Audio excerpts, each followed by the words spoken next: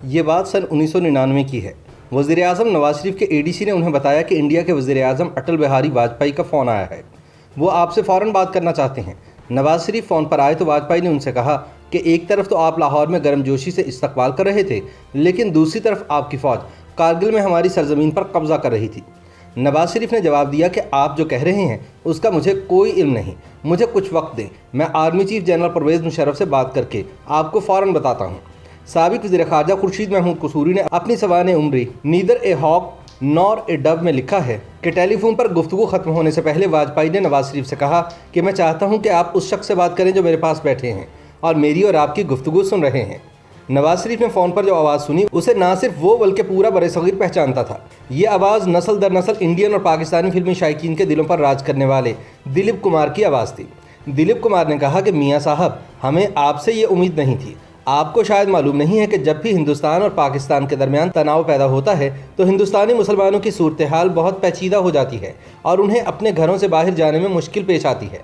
सूरत हाल पर काबू पाने के लिए कुछ करें। ये वाक़या BBC ने बयान किया है। दिलीप कुमार ने 6 दिहाइयों पर मुहित अपने फिल्मी करियर में सिर्फ 63 फिल्में की, लेकिन उन्होंने इंडियन सिनेमा में अदाकारी के फ़न को एक नई तारीफ और एक नई मानवियत दी। एक ज़माने में दिलीप कुमार इंडिया के बेहतरीन फुटबॉल खिलाड़ी बनने का ख्वाब देखा करते थे। उनके साथ खालसा कॉलेज में तालीम हासिल करने वाले राज कपूर जब पारसी लड़कियों से फ्लर्ट करते थे तो तांगे के कोने में बैठे शर्मीले दिलीप कुमार कभी कभी सिर्फ उनकी तरफ निगाह डाल देते थे। कौन जानता था कि एक दिन ये शख्स इंडिया के फिल्मी शायकीन को खामोशी की ज़ुबान सिखाएगा और उसकी एक नज़र वो सब कुछ कह जाएगी जो कई सफ़ात पर मुश्तमिल मकाल में भी अदा नहीं कर पाएंगे।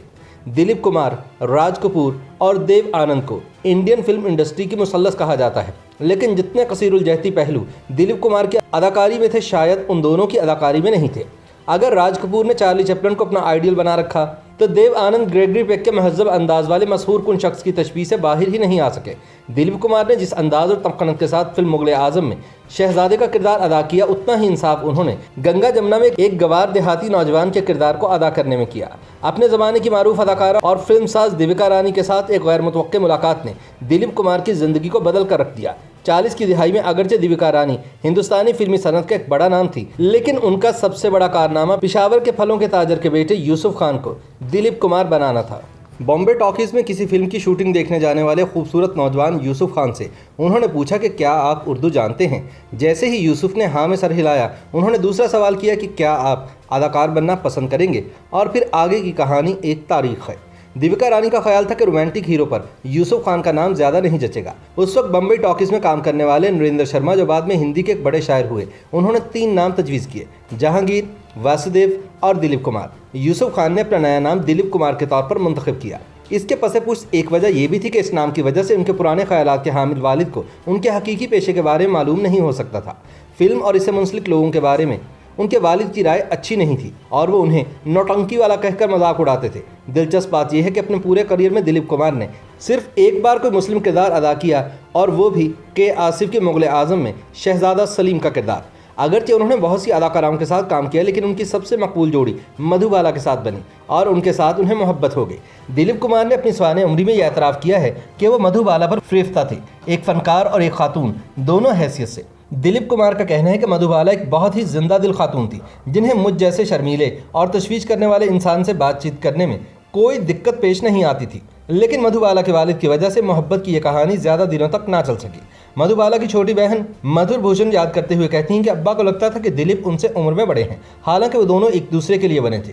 ये एक बहुत ही खूबसूरत जोड़ा था, लेकिन अब्बा कहते थे कि रहने दो, ये सही नहीं है। लेकिन मधुबाला उनकी नहीं सुनती थी और कहा करती थी कि वो दिलीप कुमार से मोहब्बत करती हैं। ताहम जब नया दौर फिल्म पर BR चोपड़ा के साथ अदालती मामला हुआ तो मेरे वालिद और दिलीप कुमार के माबैन फूट पड़ गई।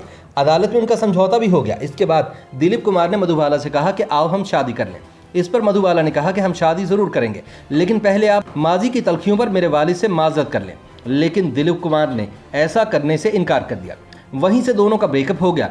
फिल्म मुग़ल आज़म की शूटिंग के दरमियान सूरत हाल इस हद तक ख़राब हो गई कि दोनों की बातचीत भी बंद हो गई थी। मुग़ल आज़म के क्लासिक रोमांटिक मनाजिर तब फिल्म बंद हुए जब मधुबाला और दिलीप कुमार ने एक दूसरे को अवामी सतह पर पहचानना भी छोड़ दिया था। दिलीप कुमार की सायरा बानो से शादी के बाद जब मधुबाला बहुत बीमार थी तो उन्होंने दिलीप कुमार को पैगाम भेजा कि वो उनसे मिलना चाहती हैं। जब वो उनसे मिलने गए तो वो बहुत कमज़ोर लग रही थी। दिलीप ये सब देखकर बहुत अफसुर्दा हुए।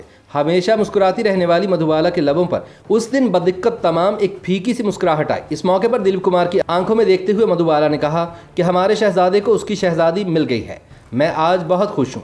मधुबाला 23 फरवरी सन 1969 को 35 साल की कम उम्र में वफात पा गए।